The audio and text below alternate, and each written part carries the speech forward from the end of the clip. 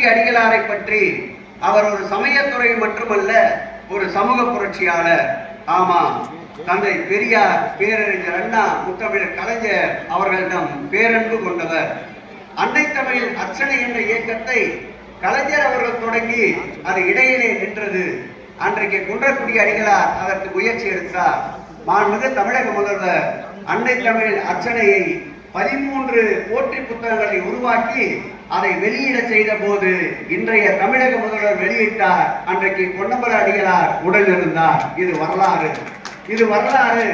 அன்றைய குன்றக்குடி அடிகளாருடைய அருந்தவற்றியுடன் நம்முடைய பொன்னம்பல அடிகளார், அன்றைய குன்றக்குடி அடிகளாருடைய தமிழை போற்றியவர் முத்தமிழறிஞர் கலைஞர், இன்றைய நம்முடைய பொன்னம்பல அடிகளாருடைய தமிழ் பற்றை போற்றுபவர் நம்முடைய தமிழக முதல்வர் மாண்புமிகு தளபதி மு.க. ஸ்டாலின்.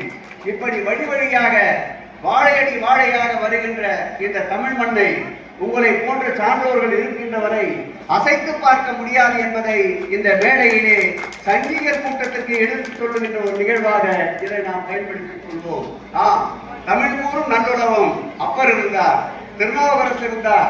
அவருக்கு பிறகு இந்த தமிழை வார்த்தெடுக்க பட்டி தொட்டி எங்கும் காடு மலை எங்கும் முட்களும் புதர்களும் நிறைந்த இந்த நாட்டில் நடப்பவர் யார் என்று எண்ணிய போது இதோ இருக்கின்ற இந்த சமூகத்தை தூக்கி பிடித்தவர் இன்றைய தமிழக முதல்வர் என்றால் அது மிகையாகாது.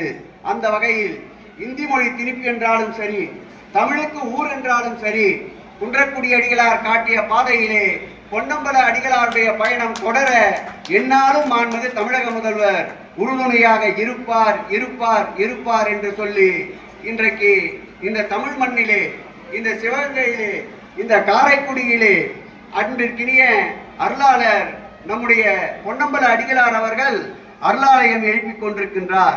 ஆம், அருளாலயம் எழுப்புகின்ற அடியாரே, எல்லோருக்குமான அறிவாலயம், ஆன்மீகத்தின் ஞானாலயம் தமிழகத்திலே, சென்னையிலே, தலைநகரிலே அறிவாலயம் இருக்கின்றது. அறிவாலயம் சிறக்க இந்த அருளாலயம் என்றும் துணை நிற்க வேண்டும் என்று கூறி விடைபெறுகிறேன். நன்றி, வணக்கம்.